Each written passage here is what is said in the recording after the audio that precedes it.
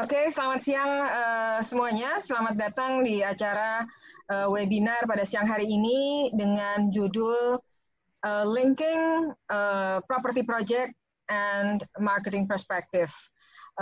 Tujuan dari kegiatan webinar ini adalah untuk memberikan wawasan tentang bagaimana hubungan antara project konstruksi mixed use building dengan marketing. Bagaimana proses handover, bagaimana proses apa sih yang biasanya dilakukan oleh masing-masing pihak ketika proyek ini berjalan. Dan ini biasanya memerlukan kolaborasi atau kerjasama yang luar biasa, yang sangat dibutuhkan dan sangat penting bagi proses proyek ini berlangsung. Sebelum kita mulai, perkenankan saya untuk memperkenalkan kedua pembicara kita siang hari ini yang luar biasa, dan kita harus bersyukur karena untuk mendapatkan waktu dari para pembicara ini luar biasa sulit, walaupun saya mendapatkannya juga ini kayaknya kuasa Tuhan gitu ya, sehingga acara ini bisa terjadi. Karena konfirmasinya baru 2 hari yang lalu, teman-teman semua.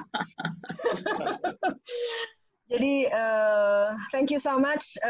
Saya perkenalkan, yang pertama adalah Bapak Zaldi Wiharja. Beliau adalah Assistant Vice President dari Marketing di PT Agung Podomoro Land Tbk.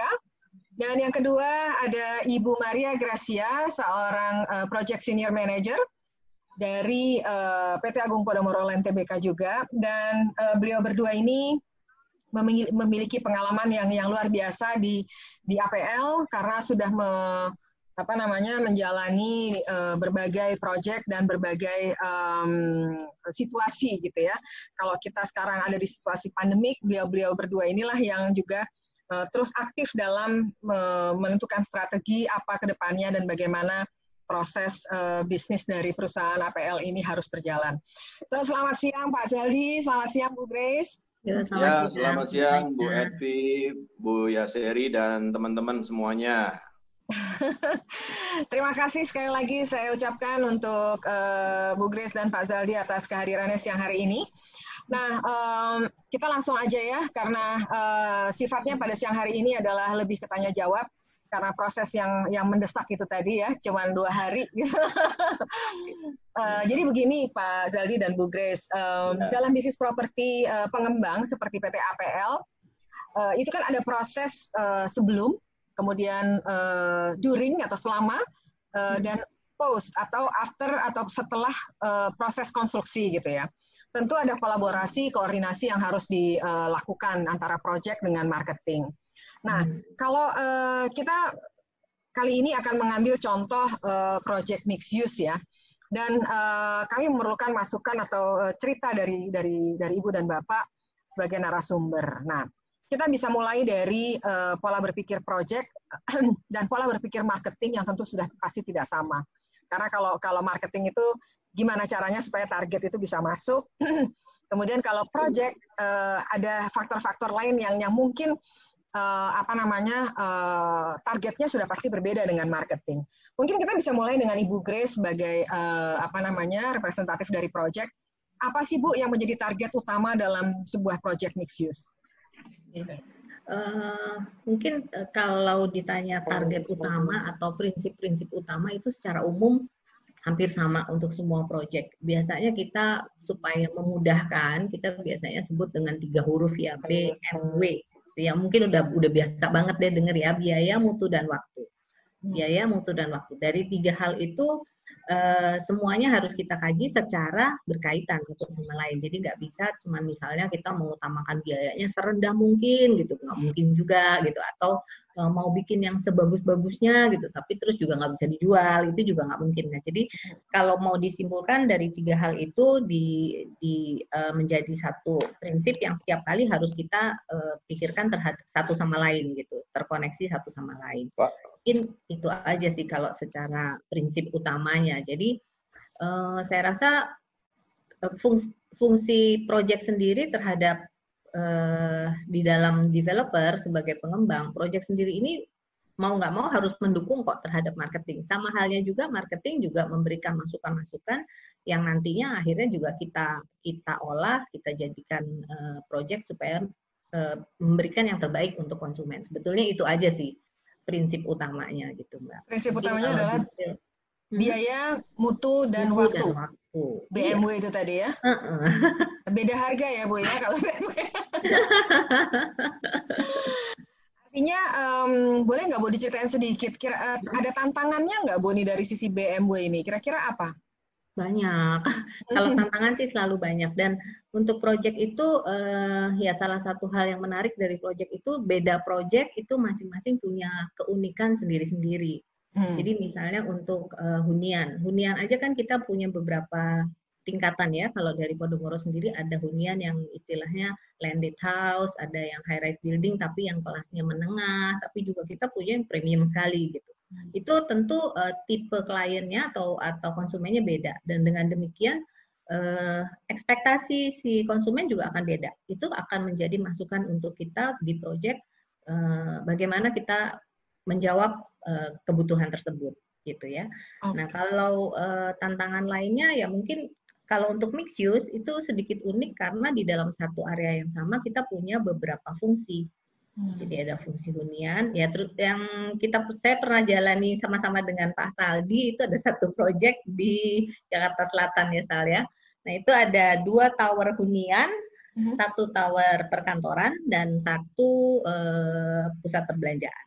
Nah itu menarik sekali karena di situ kita bisa melihat beberapa fungsi dalam satu area. Tantangannya pun beda-beda pasti. Di mana ya Jakarta Selatan? Boleh sebut nggak, Sal? Boleh, tuh kata Pak Saldi. Boleh ya? Masih di mute. Di mana tuh, Bu? Ini APL juga atau di luar? Ya, iya dong. Pak Saldi masih di mute. Sorry. Pak Julius, PA Patri nelpon. Oh, oke. Ya dari saya kira-kira itu. Mungkin kalau Saldi mungkin ada yang lain. Boleh nih sekarang gantian Pak Saldi nih, targetnya apa nih Pak Saldi kalau kita bicara mulai dari sebelum konstruksi. Targetnya apa kalau di marketing, Pak? Silakan, Pak. Oke, ini ngomong target agak luas nih ya. Kalau saya bilang agak susah-susah gampang.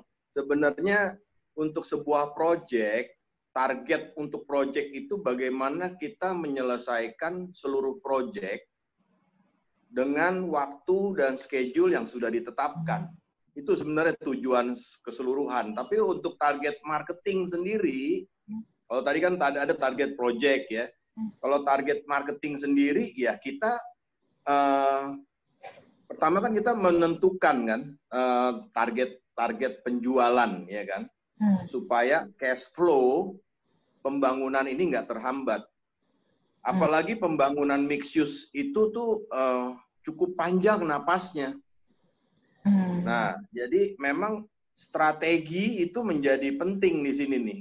Jadi targetnya itu bagaimana kita bisa menjual sehingga kita bisa menyediakan cash flow, sehingga tahapan-tahapan pembangunan itu bisa lancar. Nah, itu sebenarnya targetnya yang utama. Jadi sejak sebelum konstruksi itu dibuat atau dimulai, berarti sudah ada target-target penjualan yang harus disetting gitu dari awal ya Pak ya?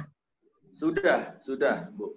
Jadi di awal itu biasanya kita ya antara di sini saya tulis di sini business development di awal nih ya, di awal pertama project, terus planning, arsitektur segala ya, yang mendesain, marketing project tuh udah ngumpul, udah membicarakan project ini ke depannya ini bersama-sama. Karena kalau nggak bersama-sama nanti coordination antara satu dengan yang lain. Ya, jadi harus nyambung. Business development tapi jadi kuncinya. Apakah project ini visible apa enggak? Ngitungnya gitu. Nah, contoh nih ya. Tadi kan Bu Grace yang bikin proyeknya seperti ini nih bentuknya, ya. Nah, proyek hitung biaya bangunnya berapa, ya kan? Nah, biaya bangunnya berapa, ya. Nanti marketing dari penjualan kita setting nih penjualan revenue-nya berapa, misalnya. Nah, kekurangannya itu mungkin dari setoran awal modal awal, ya.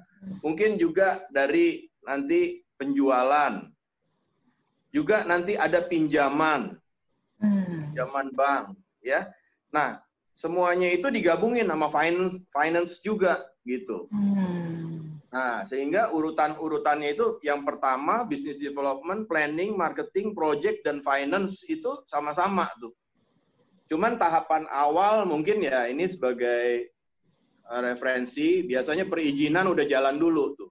Perizinan.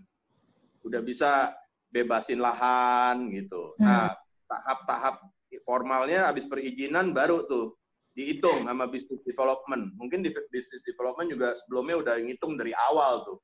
Apakah visible? Kalau visible ya langsung tanahnya dibeli, ya kan? Oke. Nah, business development baru kita kembangkan ke planning. Planning garap, terus finance, ya dihitung sama finance, terus marketing, kita mulai jualan dengan project langsung masuk pembangunan seperti itu. Nah itu tuh besarnya tuh, singkatnya seperti itu. Jadi kalau boleh saya simpulkan berarti sebetulnya sebelum konstruksi ini sudah ada kolaborasi dan koordinasi yang intens gitu ya. Betul sekali. Pak ya. Itu berapa lama tuh? Maksudnya berapa lama proses koordinasi berapa ini lama nih? Dulu ya, Bu Grace. Bu Grace. Lama loh itu. Bisa 6 bulan loh, paling cepat. Iya. 6 bulan? Cepat itu. 6 bulan paling cepat. Biasanya sih tergantung seberapa besar proyeknya, berapa banyak fungsinya juga. Tapi kita juga kadang-kadang juga untuk proyek-proyek yang biasanya bukan mixed use ya, saya katakan kayak proyek-proyek yang high rise building dan lain-lain yang kita udah sering kerjakan gitu. Kadang-kadang tuh ya Sal ya harus sudah jualan sementara gambar pun belum ada ya Sal. Oh gitu. Izin juga masih dalam proses ya kan semuanya. Nah makanya perlu intens koordinasinya. Ya betul. Jadi brosur, jadi promotional tools gitu dibuatnya berdasarkan gambar. Gambar awal, biasanya gambar awal. Oke, yang menggambar dari arsiteknya lah ya pasti ya. Ya ada konsultannya. Wow. Tapi itu juga gambar-gambar ya, itu udah dalam tahapan kalau udah firm semuanya, udah mateng loh. Karena kita nggak mungkin kan sebarin brosur semua marketing tools dalam kondisi yang masih belum firm gitu loh.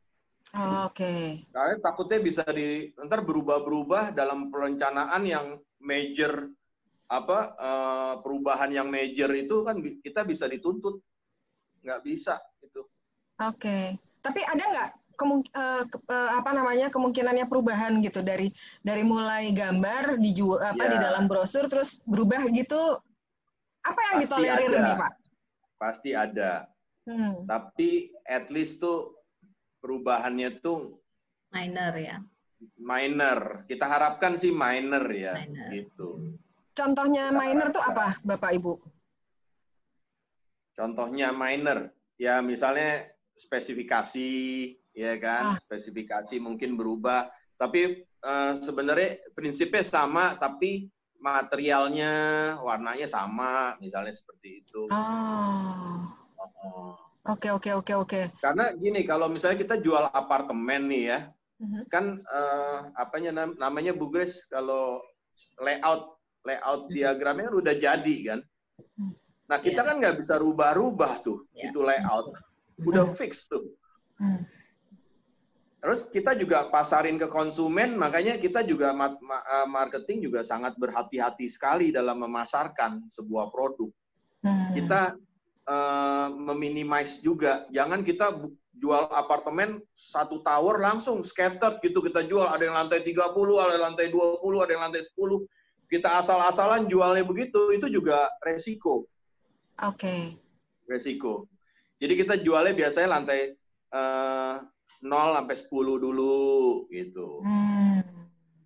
Tuh, ntar 10 sampai 20 gitu. Oh, jadi itu kayak dibuat bertahap gitu ya, Pak ya? Betul. Oke, jadi tergantung juga dengan proses konstruksinya juga mungkin ya? Iya, bisa juga, benar. Karena kita udah berkoordinasi. Kayak dulu saya jual di Tamrin Residen. Itu kan dulu ada 5 tower. Tower yang pertama kita jual pasarkan itu ya tower yang pertama kali dibangun. Karena nggak mungkin kan dalam 5 tower itu serah terima langsung sekaligus. Betul. 3.000 unit misalnya, kan nggak mungkin. Jadi harus tower 1, 500 unit dulu, gitu. Oke. Sekarang kita masuk ke proses project berlangsung nih. Nah, saya pengen dengar dari Bu Grace nih, Bu, apakah jadi gini, kan kalau misalnya project berlangsung gitu, apa sih yang dirasakan oleh Bu Grace sebagai orang project dan kira-kira bagaimana Bu Grace melihat keterlibatan marketing di dalam proses konstruksi? Apakah ada nggak sih keterlibatannya dan kira-kira apa sih yang sebaiknya dilakukan dari sisi proses desain dan pembangunan ini, Bu Grace? Kalau kita sudah masuk ke tahap konstruksi, mungkin seperti yang tadi Saldi bilang, yang lebih krusial itu sebetulnya di awal. Jadi di awal kita harus lebih banyak, lebih sering brainstorming, lebih sering komunikasi untuk mencegah itu tadi, seperti yang sudah kita tuangkan di brosur atau di leaflets gitu, ternyata nanti berubah yang jauh itu kan sulit. Jadi di awal itu komunikasi kita sudah lebih intens. Tapi pada saat konstruksi bukan berarti juga kita nggak perlu marketing lagi. Marketing tetap memberi masukan-masukan ke kita. Bisa berupa misalnya nih ada request dari tenant, apalagi kalau tenantnya itu yang anchor tenant gitu ya. Kalau di pusat perbelanjaan kan ada yang sifatnya seperti itu. Nah itu tetap kita harus sebagai project karena kita memang mendukung marketing ya kita harus berusaha semaksimal mungkin untuk memenuhi ekspektasinya itu. Kalau misalnya selain dari permintaan seperti itu, kita juga kadang-kadang dari kita sendiri juga ada kendala misalnya gitu. Kita juga harus lebih sering sampaikan ke marketing karena kan mereka yang ketemu langsung dengan konsumen gitu ya. Jadi saya rasa kunci utamanya tetap komunikasi dan visi yang sama untuk memberikan yang terbaik ke konsumen. Saya rasa sih itu aja sih. Oke, berarti kalau boleh saya tanya lebih lanjut nih Bu Grace, berarti ada kemungkinan ada hal-hal yang di tengah-tengah itu karena permintaan dari klien, artinya di sini ada tenant gitu, itu yang harus di-fulfill juga gitu dari sisi project-nya. Iya, kayak hal-hal seperti itu tuh justru yang saya sebut sebagai dinamikanya project ya. Tidak semua kita bisa turuti, tapi juga kita kan tetap tujuan utamanya memberikan yang terbaik. Ke konsumen internal kita itu sebetulnya tim marketing. Nah, tapi konsumennya si marketing itu kan ke tenant dan vendor dan lain-lain. Memang kadang-kadang ada permintaan-permintaan yang menurut kita nggak bisa nih, repot banget kalau harus begini-begitu. Tapi selama itu dikomunikasikan dengan baik gitu ya, artinya bukan nggak terjadi, itu terjadi loh Mbak Evi. Kalau dikomunikasi ya saya rasa tim marketing juga akan menyampaikannya dengan cara yang baik kepada tenant yang bersangkutan gitu ya. Kita dulu mungkin cerita sedikit di proyek yang sama itu kita pernah juga ya ada permintaan dari tenant yang waktu itu kita udah konstruksi sudah berjalan sekian lama, terus ada satu tenant yang minta, tenantnya cukup penting gitu ya, minta untuk satu plat lantai yang dilubangin karena dia mau ambil 2 lantai bawahnya dia mau pasang trampolin untuk permainan anak-anak. Ya Sal, ingat ya tadi. Nah itu secara project, kan, kenapa Sal? Iya berat itu permintaannya. Ya Itu pernah terjadi yang seperti itu. Jadi menurut saya project itu juga nggak bisa kaku gitu. Kita gambarnya begini harus jadi begini gitu, nggak bisa juga. Karena kan kita tetap harus melayani request gitu ya. Tapi sejauh mana kita bisa adapt atau enggak ya kita sampaikan. Seperti waktu itu kita sampaikan bahwa oke, kalau ini mau dilubangin seperti ini berarti kita kan harus ada penyesuaian terhadap waktu. Pasti kan itu kan artinya kita buat gambar baru dan lain-lain. Penyesuaian terhadap karena ada biaya penambahan dengan lantai yang sudah jadi kita bolongin lagi, terus kita bikin perkuatan yang seperti itu. Nah itu semua disampaikan oleh si marketing juga disampaikan kembali ke tenan yang bersangkutan. Akhirnya dia sendiri juga yang akhirnya udah deh nggak usah deh gitu loh. Jadi menurut saya kunci utama tuh selalu komunikasi. Selama komunikasi kita baik dan kita punya tujuan yang sama gitu ya, tidak hanya mementingkan pihak-pihak kita sendiri, saya rasa baik-baik aja sih perjalanannya. Oke, Bu Grace, satu lagi saya pengen nanya, apa sih yang biasanya dikabulkan gitu? Permintaan apa yang biasanya bisa dikabulkan oleh project? Apa ya? Oh, nggak merubah itu saluran drainase. Kadang-kadang permintaannya major banyak itu loh. Nasa diubah, pusing Pak 7 keliling. Iya, karena kan apartemen kan dari atas ke bawah kan salurannya sama. Iya. Nggak bisa berubah-berubah itu. Oke. Wow, itu terjadi ya. Saya nggak gitu ngeh gitu. Ternyata ada juga yang sampai sempat minta kayak gitu. Nah, kalau dari sisi marketing nih Pak, saat proyek konstruksi ini berlangsung, apa yang dilakukan oleh marketing di sini? Apakah ada planning baru ataukah melanjutkan dari planning yang sebelumnya untuk berjualan atau bagaimana, Pak? Kalau proyek udah berjalan sih biasanya itu udah take off kita. Kalau buat marketing, justru memang yang critical timingnya itu benar-benar di awal. Bagaimana supaya penjualan itu bisa meluncur 30%. Karena kalau misalnya penjualan itu nggak meluncur 30%, kita nggak terima uang DP di depan, nanti akan terhambat, proyeknya akan mundur. Proyek kan perlu untuk ini ya Bu Grace, pondasi di awal tuh besar sekali biayanya tuh. Untuk pengurukan tanah, untuk galian, urukan, ya kan, untuk pondasi di awal itu, untuk bayar kontraktor di awal itu kan besar sekali. Jadi emang critical point-nya itu marketing emang strategi di awal. Strategi is about begin with the right start kalau saya bilang. Ini penting karena banyak yang saya pernah lihat beberapa project kalau startnya salah, misalnya harganya kita salah, ketinggian, itu bisa kacau. Layoutnya juga nanti kekecilan, misalnya nggak cocok sama segmennya di daerah situ, wah itu bisa juga nggak laku. Terus, jadi yang pertama itu tadi saya mungkin mundur lagi sedikit ya. Dulu yang paling sulit itu kita menentukan segmentasinya, targeting dan positioningnya itu mau seperti apa. Jadi target marketnya mau mid high atau high plus ya. Nah itu harus jelas gitu. Atau mau semuanya, terus targetingnya, positioningnya nih untuk siapa ya? Untuk kelasnya kelas A, B atau B+, itu juga udah harus disetting. Terus analisa kita juga, analisa analisa kompetitor kita di sebelah apa, gitu. Jadi, wah, kalau dia udah A ya, yang kiri misalnya A juga, ya kita jangan sama kompetitor, biasanya begitu. Kita cari segmen celah yang beda, yang khusus. Kalau dulu saya ambilnya segmennya semua. Jadi saya ambil yang A juga, yang B+ juga supaya bisa.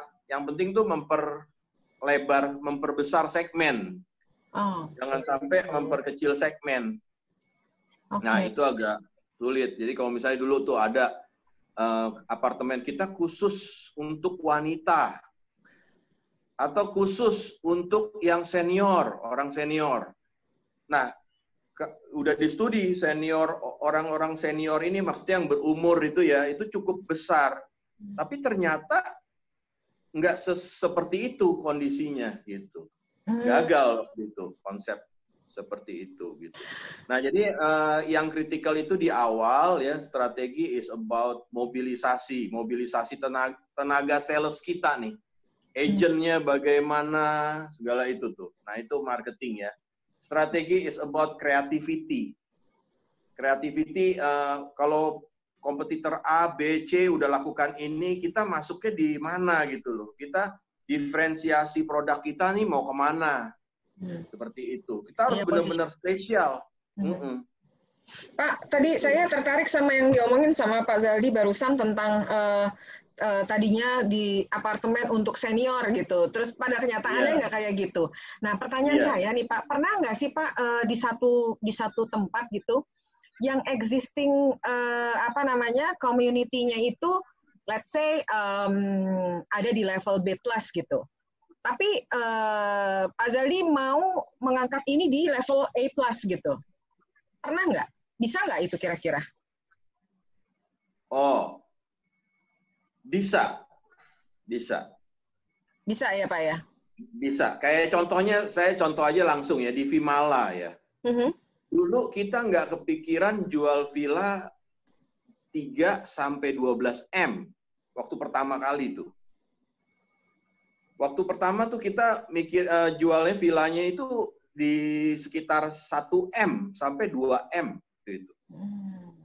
Nah, tapi karena berjalan produk ya, perkembangan ya, terus kita lihat desainnya tuh bagus juga, dulu arsiteknya dari International Architect juga ya, terus juga landscapingnya, terus respon orang-orang tuh sangat bagus ternyata gitu. Responnya sangat bagus, ini nih berjalan project ya, responnya sangat bagus sehingga kenaikan harganya itu terus berjalan signifikan gitu. Itu nggak ada rasa takut nggak laku atau gimana gitu Pak? Pasti sih rasa pot-potan sih ada itu, karena kalau nggak laku kan ya kita kena pancung ntar kan, begitu kan? Iya. Tapi Pak, target marketnya sendiri kalau kita juga mesti realistis gitu Pak ya. Kalau misalnya kita mau bikin sebuah bangunan yang let's say kita bicara tentang CP gitu ya. Lalu di sebelahnya ada bangunan juga yang model kayak Blok M Square gitu Pak. Itu kan udah beda jomplang banget gitu kan, marketnya gitu. Yang kayak gitu tuh karena gini Pak, saya tuh tertarik karena apa? Karena di beberapa tempat itu ada yang mall itu sebelah sini yang A, yang sebelah sini tuh yang low banget gitu. Tapi bisa berdampingan gitu kan. Nah, kira-kira memungkinkan nggak untuk bikin project yang seperti itu gitu. Model kayak kalau boleh saya sebut merek itu di Hayam Wuruk itu ada satu hotel punyanya Tozia, itu hotel Haris Vertu, dan sebelahnya itu ada bukan sebelahnya, di satu building yang sama itu ada hotelnya dia juga dengan merek kok saya lupa Yellow. Nah, itu kan dua market yang berbeda gitu. Nah, kalau untuk mixed use ini menurut Pak Zaldi yang orang marketing banget ini nih, mungkin nggak itu dilakukan gitu? Nah, kalau saya bilang memang kita kembali lagi ke target market kita sendiri. Gitu. Jadi kalau misalnya kita udah buat mall high end, ya. Nah, apartemennya kan harus high end dong, kayak, iya kan? Nggak mungkin kita mall high end, apartemennya kita jual yang 200-300 jutaan, 500 jutaan, sayang. Artinya kalau udah mall high end, ya kita jualnya apartemennya yang udah grade A. Terus kita bangun office misalnya, office-nya juga nggak bisa kelas B, itu udah harus grade A. Office-nya, maksudnya grade A itu yang udah marmer ya, lift-nya juga udah ikonik. Myconic 10 itu ya udah kelas-kelasnya seperti itu. Kalau misalnya yang Bu Edvi bilang itu mungkin bisa diterapkan di landed house kalau saya bilang. Kayak misalnya contoh nanti nih yang akan kita bangun ya di Tenjo nih, sekalian promosi aja deh. Jadi Pak di Tenjo, saya sampai melotot. Jadi itu Tenjo besar loh, itu sekitar 700 hektar ya itu. Nah itu nanti saya lagi bikin itu TOD, kita lagi kembangin TOD, Transit Oriented Development. Ya, itu kan stasiun kereta di situ. Nah, stasiun kereta itu nanti diintegrasikan dengan beberapa kebutuhan dan fasilitas yang kita sediakan untuk penjualan rumah nantinya, gitu. Nah, contohnya yang pertama kali kita bangun di situ adalah masjid. Masjid dan stasiun yang baru dan masjidnya. Terus nanti di situ juga kita akan bangun pasar modern. Nah, tapi pasar modern kelas apa? Nah, kita harus kembali lagi ke target market. Nggak bisa pasar modern yang kumuh lagi sekarang, udah nggak bisa. Kelasnya udah harus bagus gitu. Walaupun agak di ujung ya. Gitu. Oke. Tapi kan di situ kita nggak bisa bangun mall high end. Habis biayanya ke situ, terserap semua. Kalau kan mall high end juga sangat tinggi. Dan kita bangun hotel di situ juga, kita siapkan lahan komersial untuk hotel. Hotelnya hotel bintang 3. Oke. Seperti itulah Bu. Oke, jadi memang tergantung dari target marketnya dan kita nggak bisa terlalu ngejomplang gitu ya Pak ya. Betul, kita nggak bisa strategi is about tadi yang Ibu Edvi bilang relevant action. Betul. Ya, emang take a risk juga. Semua harus take a risk, tapi kan kita bisa minimize gitu. Ada range-nya yang harus kita marketing bisa feel-nya harus tahu. Gitu. Oke. Terima kasih Pak Zaldi. Nah kita Bu Grace, mungkin kalau misalnya kita menghadapi proyek yang kayak begini, ada nggak tantangan-tantangan yang berat banget gitu yang dihadapi ketika proyek ini berlangsung dan hampir selesai gitu Bu Grace? Pada saat hampir selesai maksudnya. Pada periode akhir proyek itu periode paling hektik memang gitu. Berantem itu udah biasa banget sama marketing juga ya Sal. Karena biasanya kita dikejar waktu. Kita ngedorong cepetan ya. Itu udah biasa banget. Jadi terima nih deadline.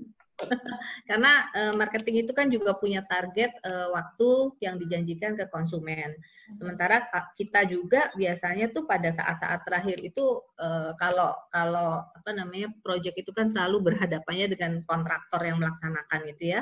Biasanya pada saat-saat terakhir itu mereka itu juga pasang badan istilahnya gitu. Ya, gue bisanya begini nih gitu loh. Nah itu yang seringkali membuat kita tuh juga susah ya, serba salah. Kalau misalnya ada kontraktor yang mengerjakan proyek kita, masih istilahnya di awal-awal dia melakukan yang seperti itu kan kita masih gampang mau terminate gitu. Tapi kalau udah di akhir ini kan kayak kita tuh dihadapkan pada dilema gitu. Kita harus terima pekerjaan mereka untuk mengejar waktu dengan segala kekurangan-kekurangannya mereka itu, dan biasanya mereka mepetinya di situ gitu loh. Ya kalau mau kayak gini gitu. Tetapi di sisi lain juga kita nggak bisa kan bilang enggak, saya mau harus sebagus mungkin, apalagi kalau saya background arsitektur itu kan biasanya kan paling cerewet, paling rewel gitu ya, finishingnya nggak bisa harus gini. Sementara dari marketing juga, udah janjinya harus selesai sekian, karena kalau nggak sesuai dengan itu kan konsumen juga akan komplain gitu loh. Nah di sisi itu biasanya kalau tahap-tahap akhir memang pasti terjadi itu, tapi ya semua dijalanin lah, habis memang sudah dinamikanya proyek seperti itu gitu di akhir. Oke Bu, kalau gitu itu pasti berat banget. Nah tadi Bu Grace sempat bilang bahwa Bu Grace itu kan orang arsitek ya. Kontribusi arsitek di dalam proses penyelesaian proses konstruksi ini gimana nih Bu? Kalau mungkin arsitek sendiri kan sebetulnya bisa berperan di awal sebagai konsultan perencana, tapi kalau kayak saya, ini kan saya ada di pihak pengembang, artinya saya bukan yang mendesain secara langsung, tapi saya mereview desain, mereview material, mereview metode kerja, seperti itu.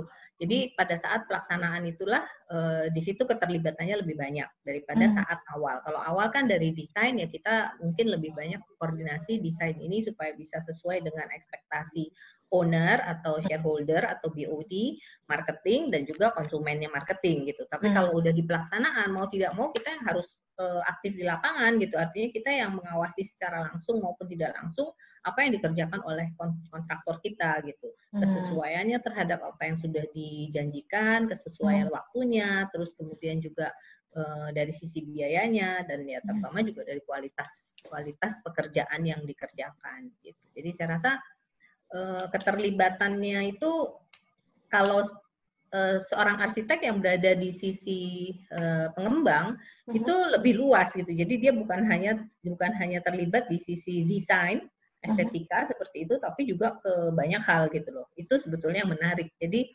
mungkin kalau untuk bicara desain, konsultan arsitektur itu akan bicara lebih detail, lebih mengerti. Tapi untuk bicara keseluruhan proyek dari awal sampai akhir, kalau kita bekerja di pengembang, kita akan tahu lebih luas, wawasan yang lebih luas lagi. Karena kita berhubungan dengan lebih banyak pihak. Oke, berarti kalau misalnya kita bicara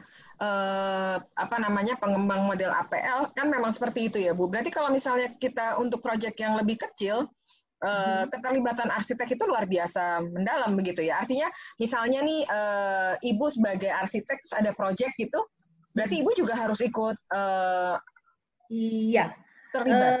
Mungkin cerita sedikit. Sebelum saya bergabung dengan Podomoro, saya juga pernah bekerja. Awal-awal baru lulus kuliah gitu ya, kerjanya juga pengembang yang skalanya masih tidak terlalu besar, perumahan yang dibangun juga landed houses. Itu si arsitek di developer ini berperan sebagai arsitek juga, pengawas lapangan juga, nantinya juga bahkan kadang-kadang bisa jadi marketing juga gitu loh.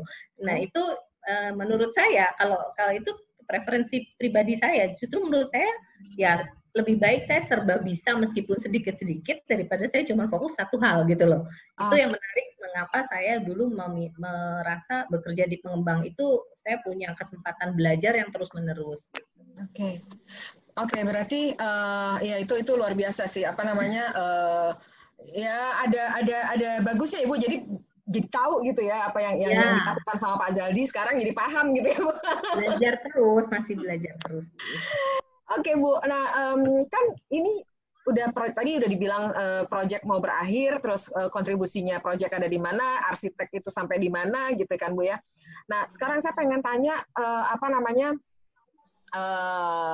kalau kita bicara tentang proyek ini kan pasti ada akhirnya gitu ya, seperti tadi kita bicarakan Pak Zaldi tadi sempat bilang iya itu pokoknya cepetan ya, biar bisa serah terima gitu. Nah ini sampai di mana sih kita bisa bilang bahwa konstruksi ini dianggap selesai gitu? Itu sebetulnya ada term-termnya sendiri, tapi biasanya proses yang terjadi itu kita akan lakukan istilahnya handover atau serah terima itu pada saat kita sudah ada beberapa misalnya list-list yang sudah ada daftarnya, pekerjaan ini selesai, baru kita nanti akan adakan semacam checklist bersama dengan pihak bisa marketing, bisa juga dengan pihak operasional atau building management, kalau hotel ya dengan hotel operator gitu. Nah dari checklist itu kita buat lagi defect list, misalnya apa yang harus diperbaiki, apakah ada yang masih kurang dan lain-lain. Dan dari situ baru kalau memang dari defect list itu sudah bisa dikerjakan dan sudah selesai, mungkin baru disitulah kita sebut bahwa pekerjaan kita sudah selesai. Gitu. Oke, berarti memang ada daftar-daftar yang harus di respect ya, kita ikuti gitu ya Bu ya. Nah, lalu prosesnya bagaimana Bu? Proses dari sisi proyek sendiri. Setelah checklist ini selesai, lalu apa yang dilakukan untuk handover itu Bu?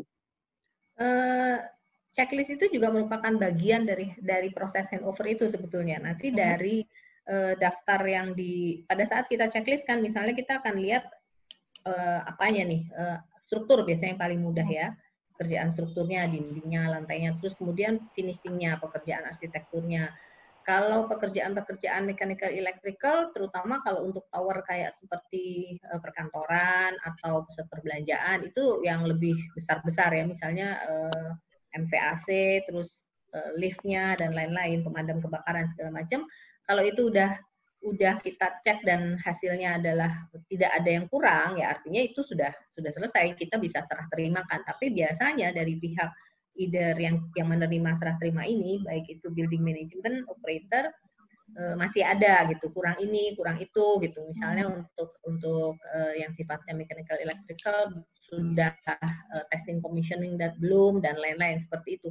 Nah, kalau misalnya ada defect-defect atau kekurangan-kekurangan yang masih masuk dalam catatan checklist itu biasanya kita kerjakan dulu, kita perbaiki dulu, kita sempurnakan dulu, baru kita adakan lagi checklist berikutnya untuk melihat apakah ini sudah sesuai. Gitu. Prosesnya akan tetap sama seperti itu, hanya mungkin pihak-pihaknya aja yang berbeda.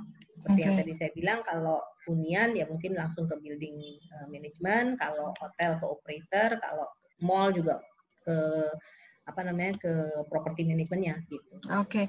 Ada keterlibatan arsitek juga nggak Bu di dalam proses handover ini? Sebetulnya keterlibatannya adalah tim project ya, tapi tidak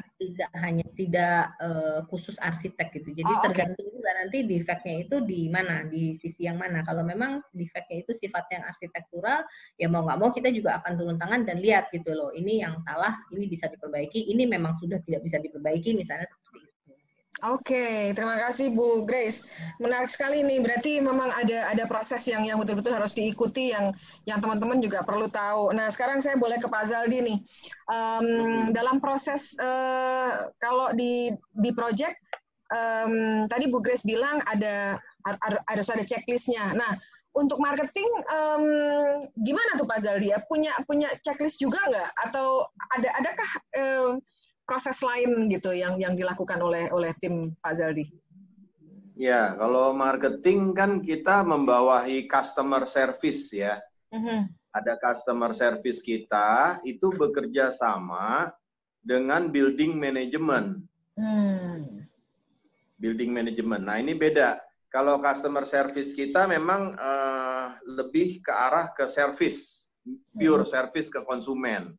Kita menjembatani konsumen supaya mau serah terima kepada building management. Gitu. Building management ini berdiri sendiri dia, nanti yang akan mengurus building management itu operasionalnya. Operasional, betul. Nah, nanti dari project itu kan serah terima ke building management. Dari project itu serah terima ke building management, ya. Dan tadi yang Bu Grace bilang checklist pertama itu checklist project dengan building management. Nah, dengan CR juga lah, customer service marketing. Jadi customer service dengan building management nih agak menyatu dikit, ngeblend dikit nih, gitu. Nah, dari serah terima nanti ke konsumen, kita checklist ke konsumen. Jadi yang udah diserah terimakan project, kita serah terimakan kepada konsumen. Nah, nanti konsumen datang, kita kasih lihat, ini produknya seperti ini. Nah, kita checklist nanti mana-mana yang defect, nanti kita perbaiki, baru mereka serah terima. Cuman kalau ini saya mau tambahkan, kalau di dalam penjualan itu kan nggak selesai nih, biasanya saat project selesai, penjualan belum selesai itu. Biasanya masih ada itu buntutnya. Jarang sekali yang project selesai, penjualan selesai. Ada juga sih, tapi kebanyakan ada belum selesai karena gitu.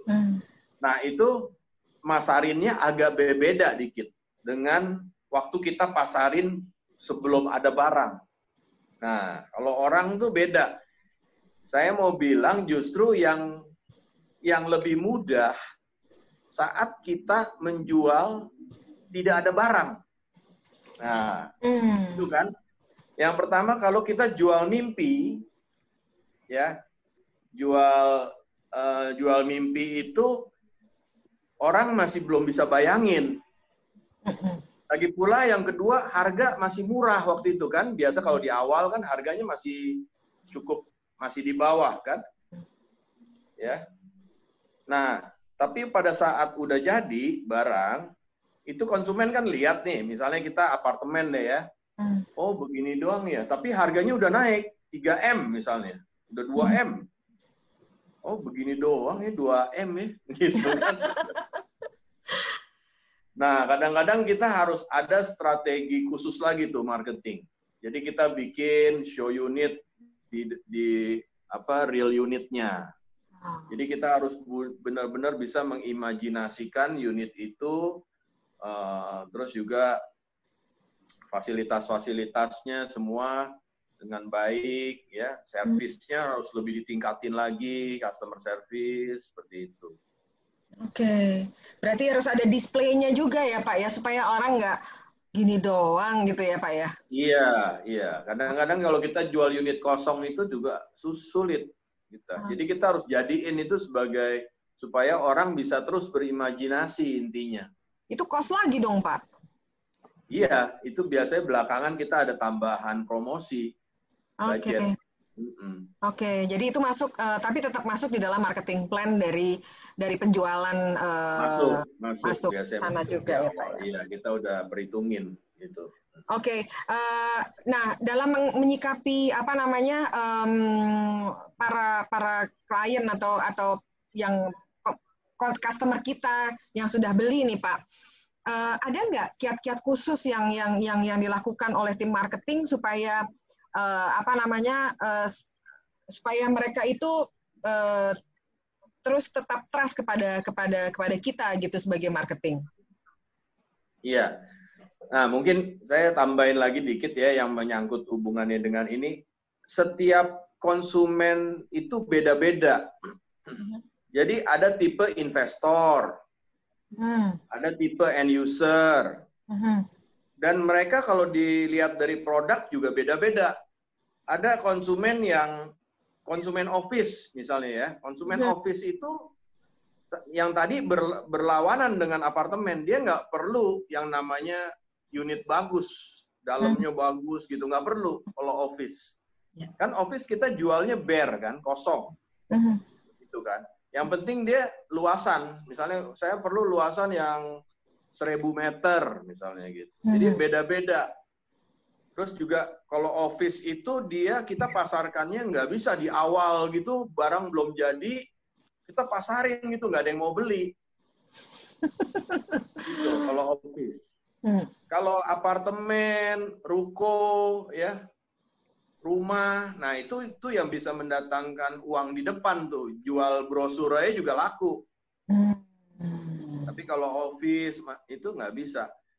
Nah, tapi itu juga treatment bagaimana supaya ke konsumen itu, ya, yang pasti sih ya, yang paling dasar nih supaya konsumen kita balik lagi. Kenapa Agung Podomoro tuh konsumennya loyal customer balik lagi. Jadi saya punya konsumen semua beli di proyek saya.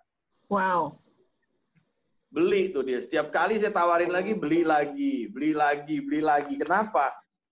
Nah, karena kita memberikan keuntungan bagi dia di dalam margin capital gain-nya itu. Jadi saat proyek itu membangun, itu kan ada kenaikan harga tuh. Betul. Apalagi kalau udah jadi. Nah, itu kan ada margin yang namanya kita katakan capital gain.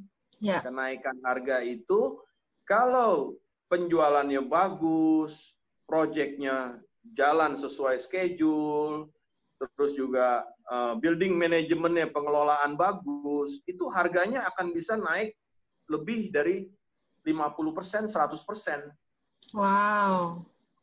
Nah, itu yang memberikan konsumen kita sebenarnya more than service itu, keuntungan berlipat-lipat itu tuh.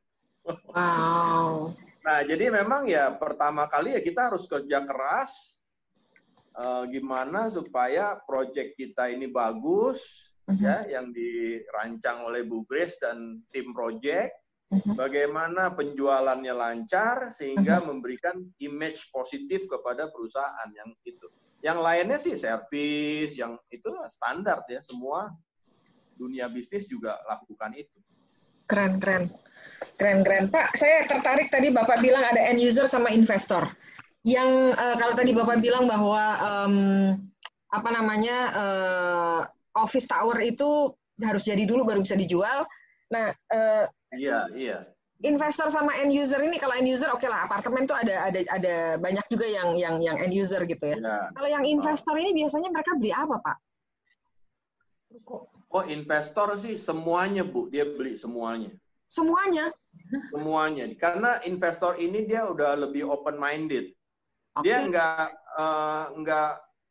investasi di only one basket gitu loh. Enggak. Dia di macam-macam. Gitu. Dia punya apartemen, dia punya office, dia punya ruko gitu. Tapi jadi, emang strategi investor dia udah bisa membaca. Makanya ada sekolah khusus investor properti, ada tuh. Dia harus bisa membaca ini bagus nggak. Kayak misalnya nih, mau investor nih kalau beli apartemen mah gampang ya, yang lokasinya bagus ya. Tapi kalau untuk office, itu office kalau belum ditempati sama anchor tenant yang bagus, itu kadang-kadang office-nya kurang bagus. Nah, seperti itu. Jadi investor juga dia harus punya feel, dia bisa lihat, wah itu BCA udah masuk tuh di situ tuh, ya. Itu AXA udah masuk tuh di situ, perusahaan Prancis. Nah, dia ikut dia biasanya gitu. Oke. Jadi itu Jadi menarik juga gitu ya? Ya kayak ada trik-triknya. Kayak Neo Soho itu banyak toko-toko yang ada tenan-tenan yang di Neo Soho itu di CP ada juga gitu ya Pak ya? Ada, iya. Itu contoh bahwa emang yang anchor itu memang tetap harus ditarik juga gitu ya sama. Betul. Karena siapa yang menempati itu menentukan investasi ke depannya juga gitu. Gitu. Siapa yang menempati di situ. Oke. Ini luar biasa ya. Nah, ini waktu sudah menunjukkan pukul 2, nanti kita akan buka tanya jawab kalau ada. Cuman gini Pak Zaldi dan Bu Grace nih, tadi kita sudah dengar ada perubahan strategi dan kemudian persiapan pembukaan atau handover dan lain sebagainya. Nah, kira-kira ada nggak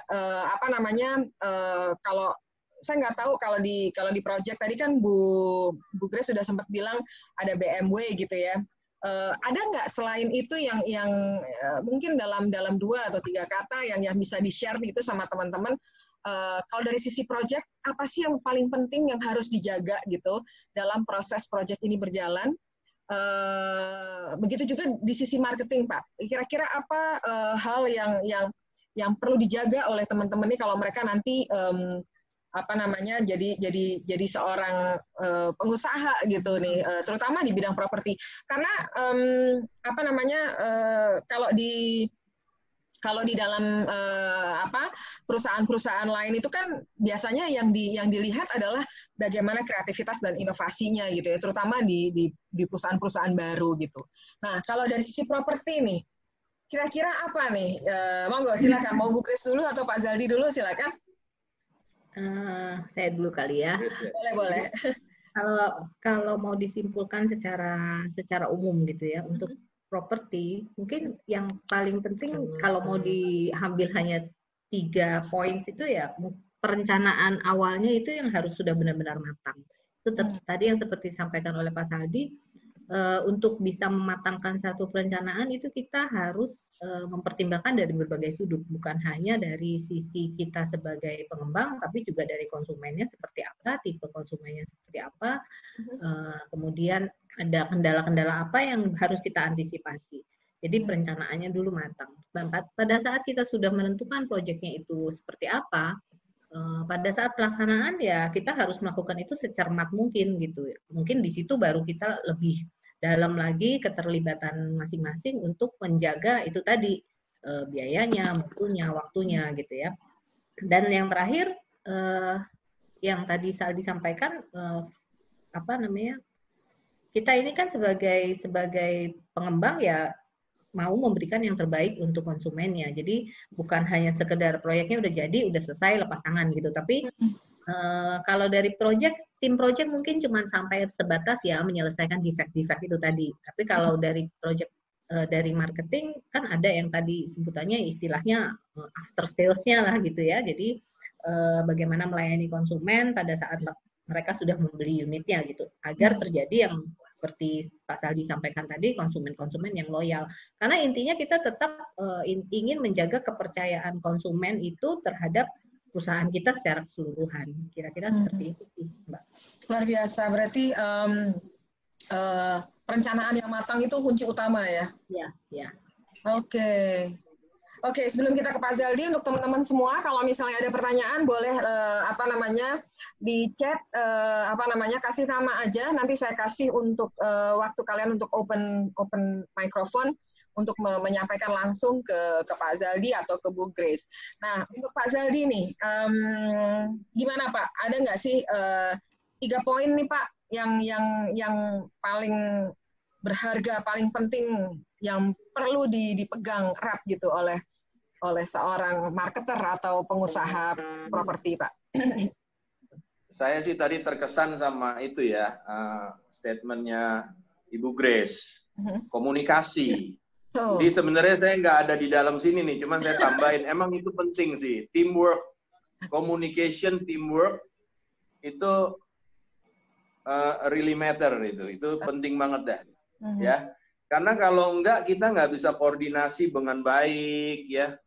Yang satu hanya ngelihat dari sisinya, view-nya dia sendiri, ya. Tapi kalau kita bisa, kalau menurut saya kayak gini nih, yang bagus nih kalau marketing, karena kan marketing kan deket sama konsumen kan, dia tahu kemauan konsumen lebih bisa ke ini, gitu. Kayak dulu ya, Bu Grace, kita bikin pintu masuk, pintu masuk dari apartemen ke mall misalnya. Ya. Nah, biasanya dari luar, tapi ini marketing bilang, ini karena apartemennya yang satu nih udah terlalu mahal harganya. Kalau bisa ada jalan tembus ke mallnya. Nah, itu kan sehingga kita bisa jadi marketing value itu buat apartemen yang harganya sudah mahal. Ya kan? Kayak misalnya office-nya dulu, nah itu juga tuh office-nya, nanti deh, itu di lain kesempatan. 1 tahun nggak bisa jual office dulu, sampai 3 tahun dulu saya nggak bisa jual office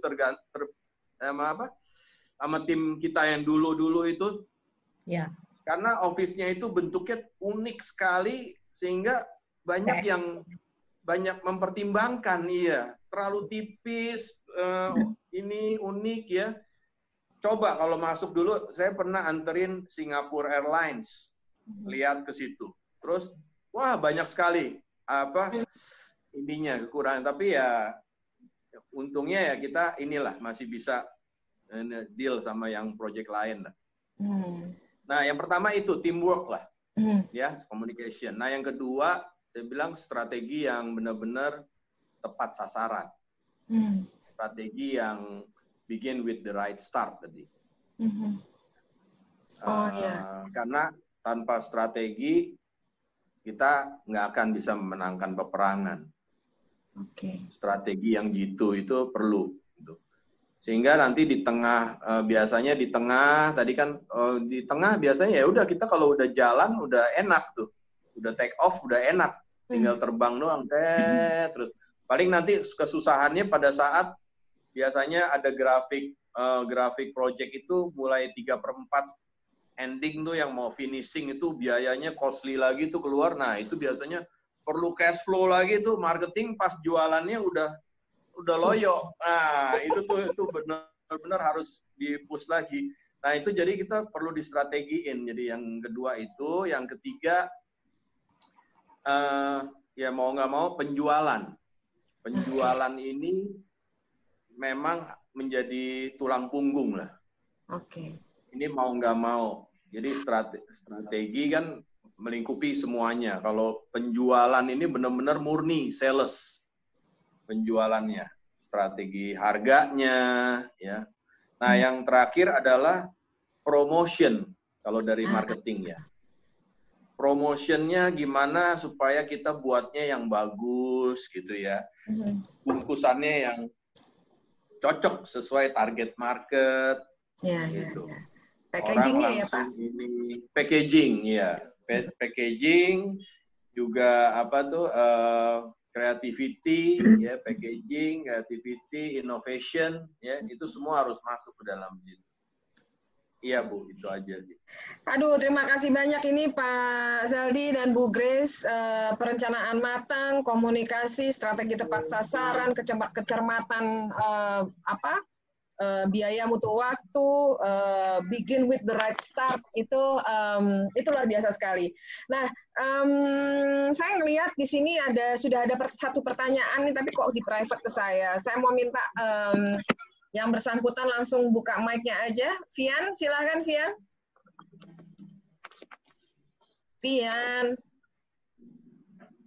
Vian, ada di mana nih Vian nih? Aduh, nggak kelihatan Vian. Oke, Vian ini bertanya, oh lagi berisik banget di rumahnya, jadi titip aja. Bagaimana proses kreatif dalam menentukan konsep supaya bangunan memiliki diferensiasi dibandingkan dengan bangunan lain? Bagaimana proses kreatif dalam menentukan konsep supaya bangunan memiliki diferensiasi dibanding bangunan lain? Ini yang namanya anak arsitek ya? Bukan, anak kantre, Bu. Wow. Jawabannya harus sesuai.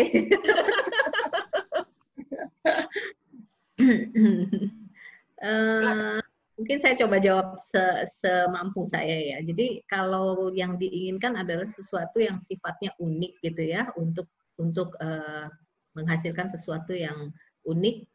Saya rasa proses kreatif itu nggak bisa dipaksakan juga gitu. Apalagi kalau kita berada di lain halnya kalau kita bekerja sebagai seniman atau kita bekerja sebagai arsitek yang berdiri sendiri. Tapi sebagai developer, bangunan kita itu lebih banyak yang sifatnya adalah bangunan yang kita berfungsi untuk dimanfaatkan oleh orang banyak gitu. Jadi mau tidak mau kita harus meskipun unik itu artinya ya jangan yang gitu-gitu aja deh gitu. Tapi tetap ada beberapa hal yang kita nggak bisa artinya terlalu mendesain dengan sebebas-bebasnya gitu ya.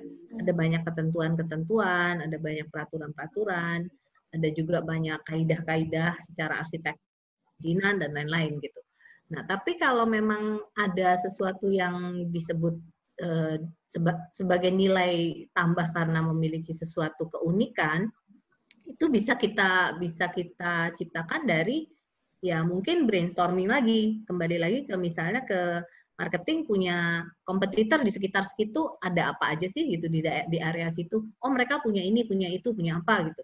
Apa yang mereka nggak punya, tapi yang konsumen juga menginginkan gitu. Kalau saya boleh sebut salah satu proyek kita yang sampai saat ini tuh saya merasa masih proyek mixed use yang terbaik yang ada di Jakarta, Central Park. Selama ini kita belum pernah ya sampai saat inilah ada nggak sih pusat perbelanjaan yang punya taman yang sebegitu besarnya gitu loh. Nah, itu nilai lebihnya kita, itu diferensiasinya. Meskipun bukan bangunan seperti tadi yang ditanya oleh Vian ya, bukan bangunannya, tapi secara konsep kan itu sangat berbeda gitu dengan pusat-pusat perbelanjaan yang lain. Kayak gitu tuh ada. Jadi kembali lagi itu juga lahirnya konsep itu juga bukan tiba-tiba satu orang punya ide gitu, tapi dari kita berbicara satu sama lain, proyek-proyek yang lain, dari juga kita melihat kemana-mana, itu Central Park itu juga idenya bisa dari luar negeri sebetulnya. Karena kita juga sebagai pengembang juga nggak bisa cuman apa ya intinya kita begini aja udah laku kok gitu, nggak bisa gitu kan. Kita juga harus lihat kompetitor kita seperti apa dan kita juga memperluas wawasan lah, lihat sana sini gitu. Betul. Oke, jadi memang harus ngeliat sana sini ya kalau Bu Grace ininya ya. Kalau Pak Zaldi gimana Pak? Ada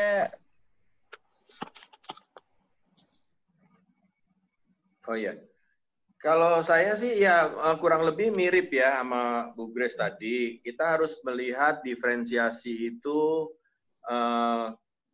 apa yang kompetitor nggak punyain. Seperti itu. Dan tentunya kita harus punya wawasan yang sangat luas. Maksudnya wawasan ke apa? Biasanya benchmark kita tuh luar negeri ya. Luar negeri. Jadi starting dari luar negeri, makanya itu masuk ke dalam analisa gaya hidup. Lifestyle-nya ntar apa sih? Nah, nanti lifestyle ke depan nih, new normal misalnya. Yeah. Nah, artinya nanti ya gimana tuh dalam mengantisipasi new normal, mall kita harus lebih banyak untuk tempat cuci tangannya atau Oke. Atau nanti mungkin restorannya udah garden seperti itu dengan jarak yang berjauhan. Seperti itu. Jadi di settingnya restorannya berjauhan seperti itu kan luasannya. Nah itu kan merubah strategi semuanya tuh, merombak semuanya tuh, ya. Duit lagi tuh Pak. Ya mesti harus ditaktisi gimana cari taktik gimana caranya gitu loh. Ntar mall-mall juga nanti akan ada perubahan gimana, apa lebih besar ininya biar orang nggak terlalu berdempet-dempet. Saya rasa seperti itu. Terus apalagi nanti yang new normal, misalnya nanti apa tuh ada Zoom meeting apa gitu ya. Karena kan lagi zaman Zoom meeting atau sesuatu yang gimana deh gitu. Ya.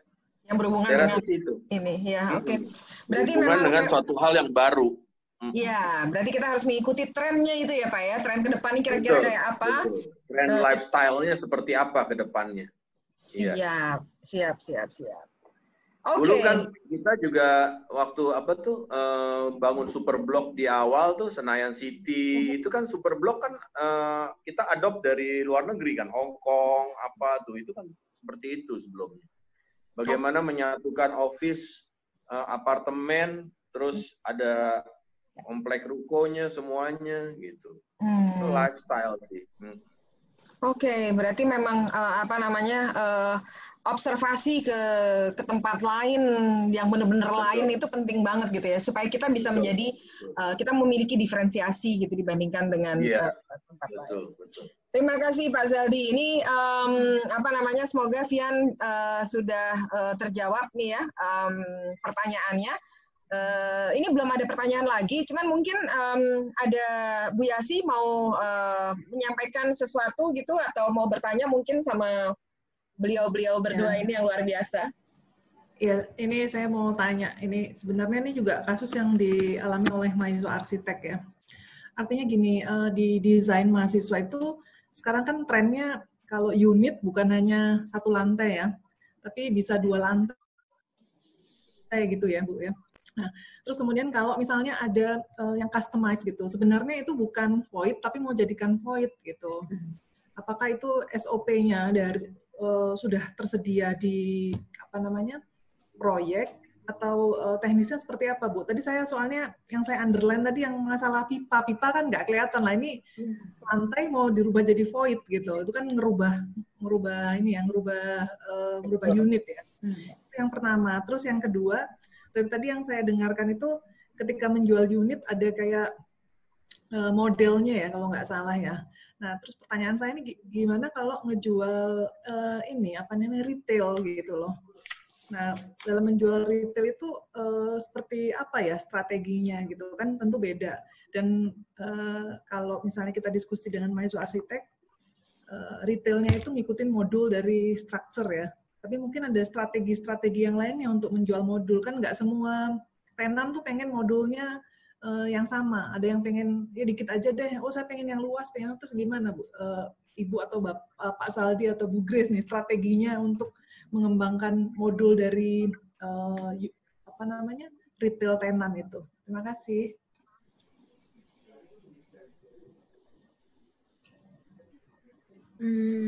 Susah nih kayaknya.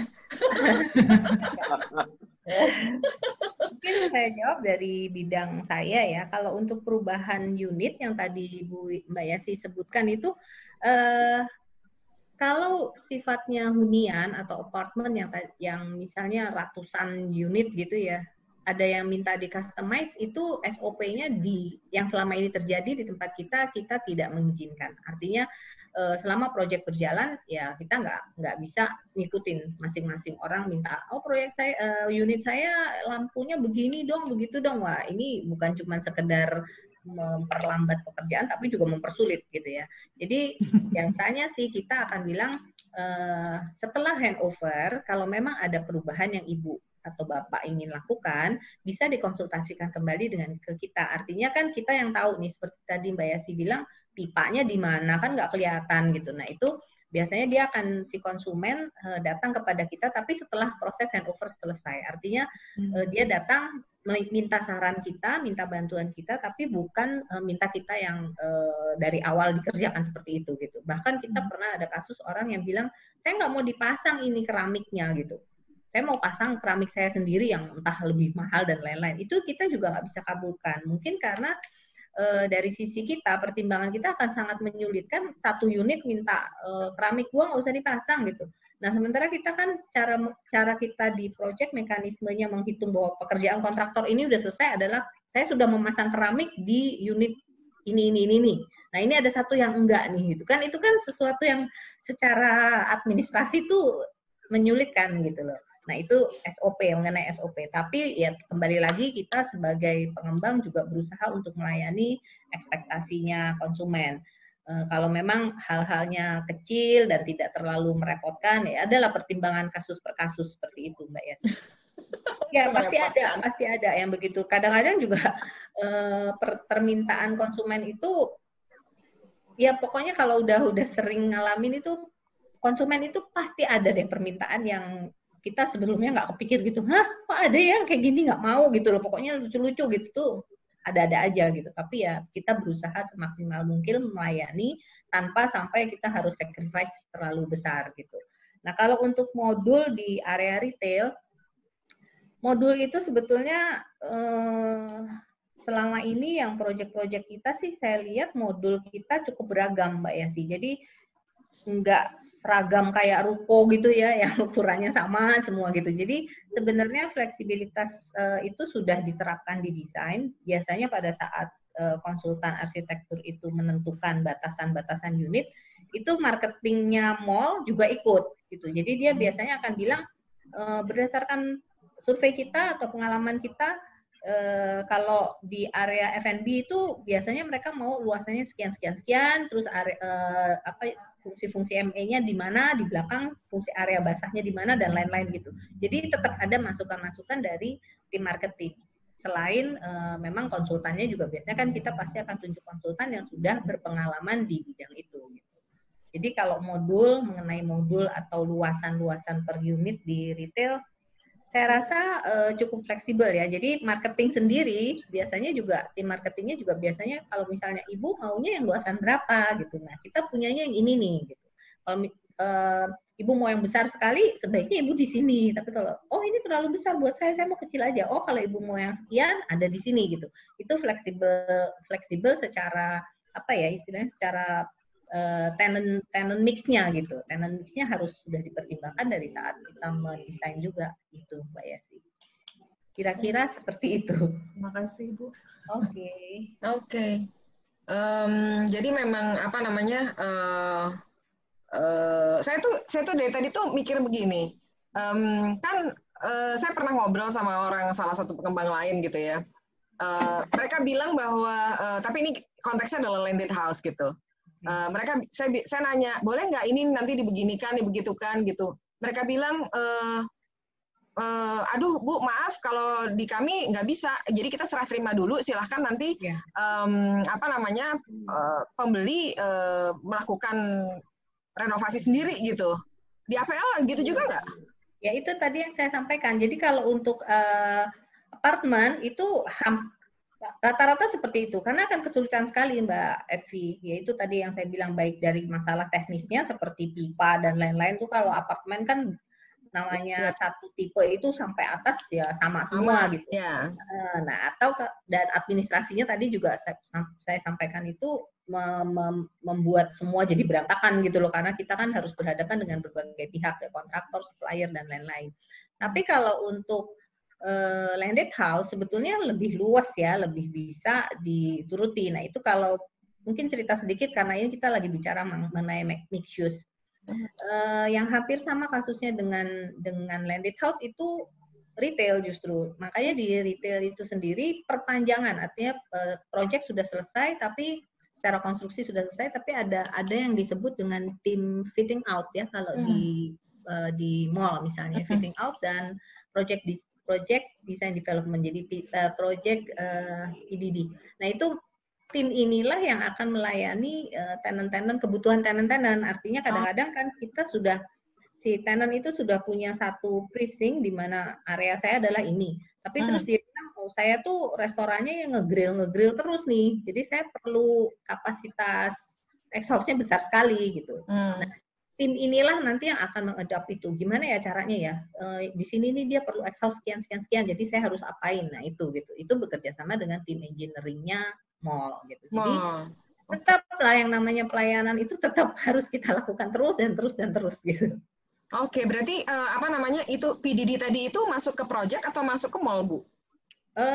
Dia bukan masuk di project. Jadi dia under sebetulnya di bawah building manajemennya mall gitu.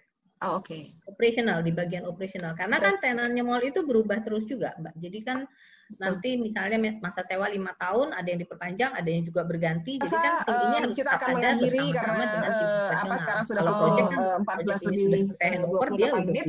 Saya yakin apa yang kita bicarakan pada hari ini pasti akan sangat bermanfaat buat teman-teman mahasiswa. Sepertinya Ibu Yasi ada lagi yang mau ditanyain. Arsitek dan entrepreneurship, dan kita akan ketemu lagi insya Allah di tanggal 19 bersama Pak Zaldi dan Bu Grace yang akan membantu kita untuk menjadi juri dari proyeknya teman-teman arsitek dan entrepreneurship. Oke, kalau begitu saya rasa kita akan selesaikan pertemuan kita pada siang hari ini. Atas nama Universitas Agung Podomoro dan dari program studi entrepreneurship dan juga dari program studi arsitektur mengucapkan banyak terima kasih sekali lagi kepada Pak Zaldi Wiharja dan Ibu Maria Gracia atas kesediaannya pada siang hari ini. Waktunya 1,5 jam lumayan. Semoga hubungan kita, pertemanan kita, relationship kita tidak sampai di sini, tapi terus bisa memberikan manfaat bagi generasi muda kita. Oke, makasih.